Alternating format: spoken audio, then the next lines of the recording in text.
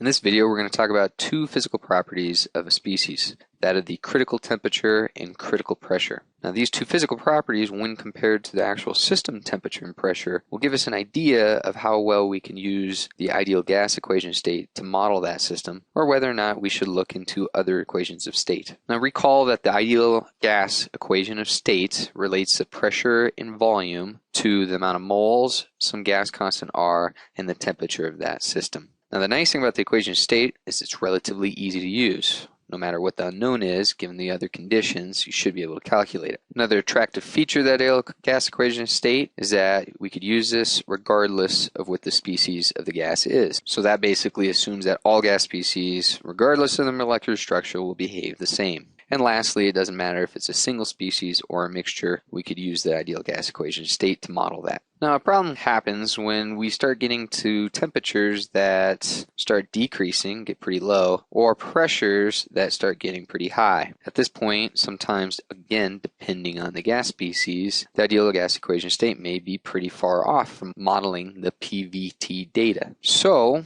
the idea is to use the critical temperature and pressure to give us an idea of how close we may be to an ideal state where we could use the ideal gas equation. So let's start with a little analogy of how we determine the critical temperature and pressure. Let's say we have a piston full of ethanol vapor, and we're going to heat this ethanol and lower the pressure so that all the ethanol is a vapor. And then what we're going to do is condense that vapor to a liquid at some specific pressure. And so we'll just say that at some temperature 1, we have a pressure 1 that results in condensation. So now what we're going to do is increase the temperature a little higher, which will result in needing a higher pressure to reach condensation. So now we've increased to temperature 2, which is going to result in a pressure 2. Again, condensation occurs and we have both liquid and vapor. Eventually, if we keep doing this, we're going to get to a temperature that we're going to call the critical temperature, where no matter what the pressure is,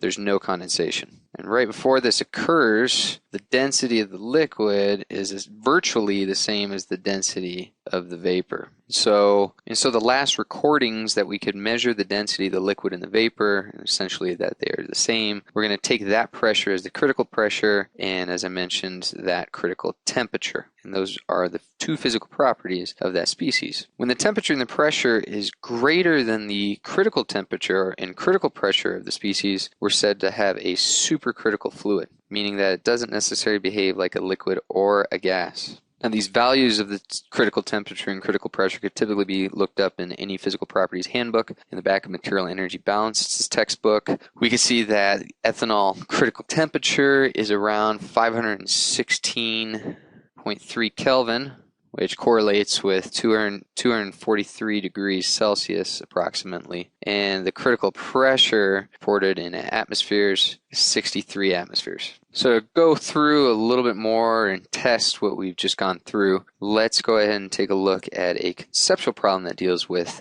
this critical state. Let's take a look at the following question. As the temperature of water decreases from its critical temperature of 374 degrees Celsius, which of the following is true? And we're given 4 answers. At this point, I would say pause the video and try to answer this on your own. Alright, so now let's go through each of these to see whether or not A, B, C, or D is true. Since we are decreasing from its critical temperature of 374, we do not form a supercritical fluid. If we increase above the critical temperature, we possibly could form a supercritical fluid if we also increase the pressure of the system above the critical pressure. So C is false. Now, as the temperature decreases for the system, the saturation pressure also decreases, meaning it's going to take a lower pressure of the system to reach condensation. So thus, lower pressures are needed for condensation, and B is false. So that leaves us with A or D. Now, if we think of the density of liquid water or the density of the vapor phase of the water, we should know that as temperature decreases, the density of the liquid water is going to increase, not decrease. And the density of the vapor phase also decreases. Since there's a lower temperature, we need a lower volume for that same amount of fluid. So A is false in this case. That leaves us but with one answer, which is D. none of the above. So hopefully this gives you a good idea of these two parameters, and further videos using the different equations of state will definitely use these parameters to help go through those calculations.